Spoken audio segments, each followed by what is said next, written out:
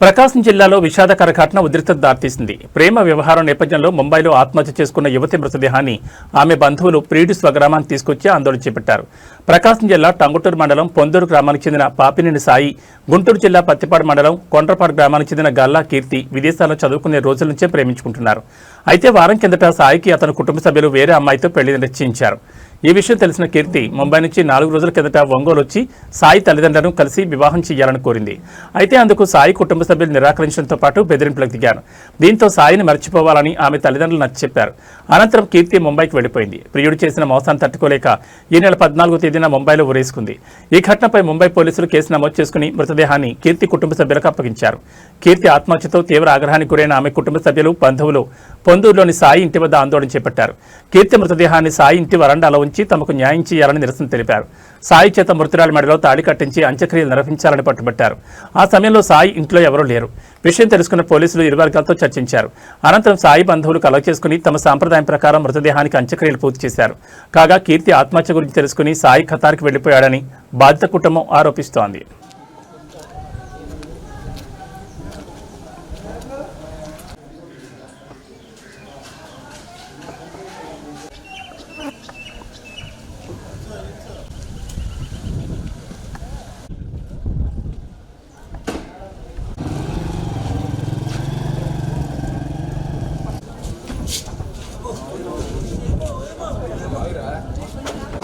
ఆగన్నా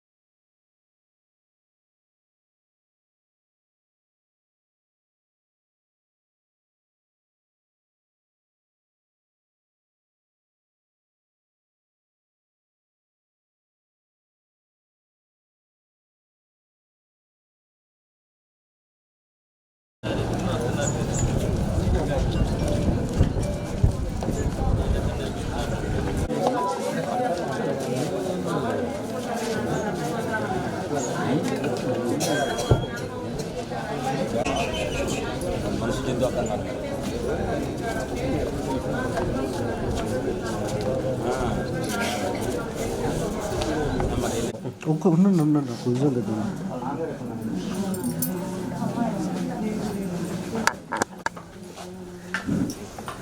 మాట్లాడతామన్నా మాట్లాడలేదా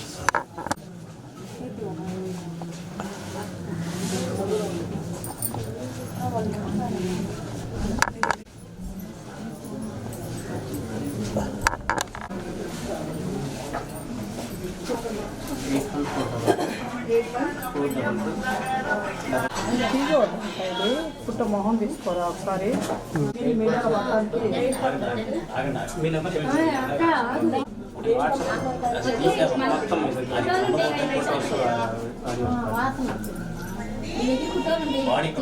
తీసుకెళ్ళిపోతారు.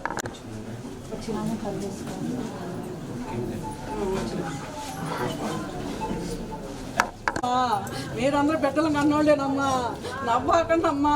నాకు అన్యాయం జరిగింది, నాకు న్యాయం చేయండి అమ్మా. ఊరు ఆడవాళ్ళందరూ నా కళ్ళు నిలబడండి అమ్మా. మీ ఊరోళ్ళు నేను ఇదే కోరుకుంటున్నానమ్మా. నేనేం లేదు, మా అమ్మాయికి ఇక్కడే ఉంచి ఊరికి వాడాలని చెప్పుకుంటే చాలమ్మా. ఆ అబ్బాయి ఇవన్నీ చేస్తే చాలు అని కోరుకుంటున్నాను. నాకదే కావాలమ్మా. అమ్మా అమ్మాయి కోరిక కూడా లాస్ట్ కోరిక అదేనమ్మా. అమ్మా అమ్మా అమ్మా వీళ్ళకి తెలియకుండా తెలిసినాక చూడమ్మా ఎంత పని చేయాలి. ఏం తప్పు చేయకపోతే ఎందుకుంటారు ఉండరు మేడ, ఏం తప్పు చేయకపోతే ఎందుకుండరు చెప్పు. తప్పు చేయబట్టే కదా వాళ్ళు వెళ్ళిపోయింది. చూడండి అమ్మ నా బిడ్డకి, అమ్మా నా బిడ్డను చూడండి అమ్మ ఎట దిగాడు.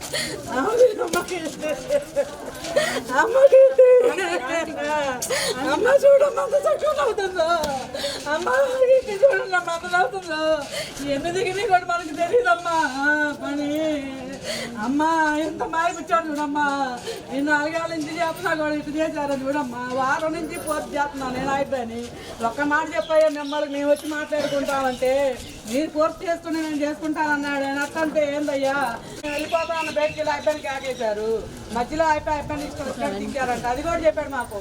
వాళ్ళ మీదే నా తల్లి నిలబడితే ఈ ఊరు నిలబడి నా బిడ్డ పోయినా కూడా నేను ఒప్పుకుంటాను, సంతోషంగా చేసుకున్నాడు అనుకుంటానమ్మా. వెళ్ళబాకండమ్మా, నా బిడ్డ కోసం పోరాడు నమ్మలు రాండమ్మా, నా బిడ్డను కాపాడండమ్మా, నా బిడ్డను కాపాడమ్మా. ఇంత చేశాడు నా బిడ్డనే అమ్మా. 4 రోజుల నుంచి చూసుకోలేదమ్మా నేను బిడ్డని.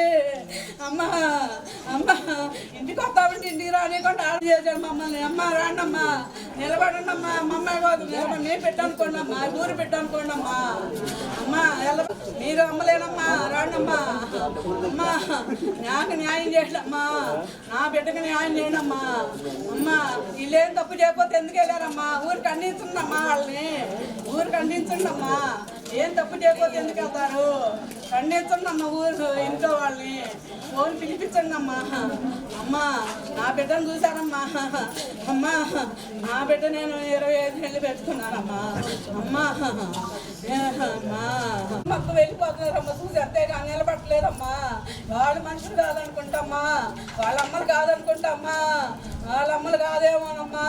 వెళ్ళిపోయినా